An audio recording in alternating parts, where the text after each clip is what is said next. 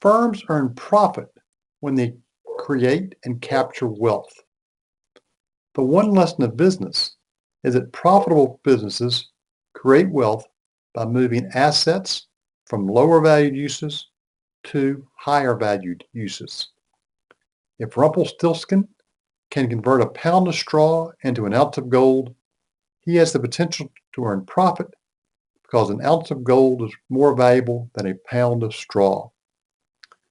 Milner's corollary to the one lesson of business is that firms must also identify how to capture as much of the wealth created as possible.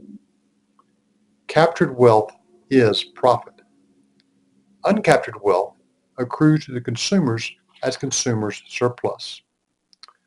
A post in Frog's blog illustrates the importance of capturing wealth.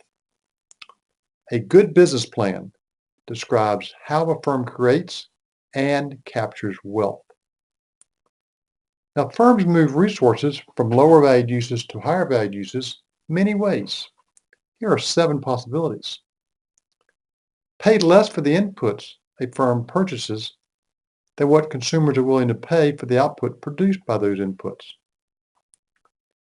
Firms also create wealth when they introduce a new product for which the willingness to pay exceeds cost. Firms can create wealth when they identify a way to deliver goods and services to an underserved segment of consumers. Again, the cost of delivery must be less than willingness to pay. Another avenue is to identify how to deliver more efficiently a good or service to consumers. If you can reduce the resource usage, that frees up resources to be used in other areas, which almost by definition, you're able to produce the same thing and more. You've gotten higher valued use out of the resources that you're currently purchasing or using. Another thing a firm can do is to identify an improvement in a good or service where the benefit of or where the value to the consumer of the improvement is greater than the cost of making the improvement. Another way to create wealth is for a firm to identify a way to reduce transactions cost the buyers and sellers must pay. Again, if we can reduce cost, that's going to free up resources to produce more goods and services, therefore increasing the value of the stuff produced with the resources we have in hand. Finally, firms can identify a way to reallocate the wealth created so that no one loses when assets move.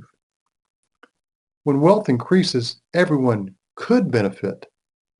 However, an increase in wealth guarantees neither that everyone will benefit nor that no one loses.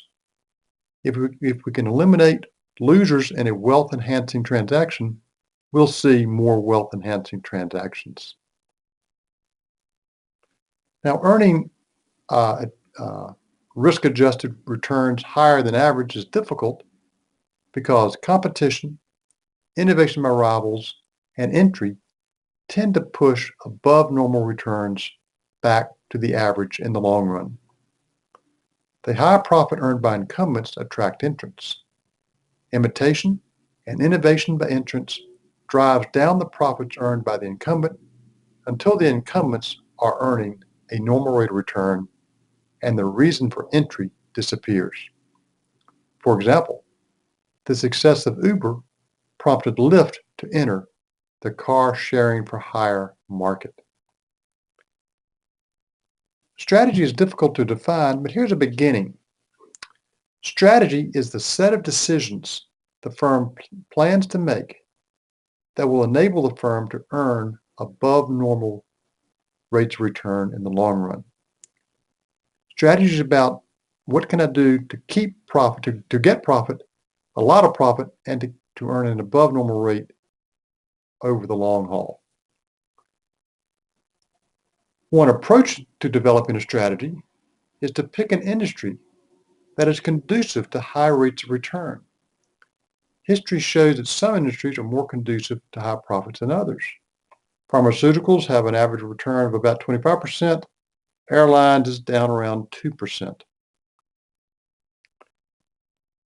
And that's wrong. Oh, yeah, no, here, this is good. There's a couple of ways to examine industries.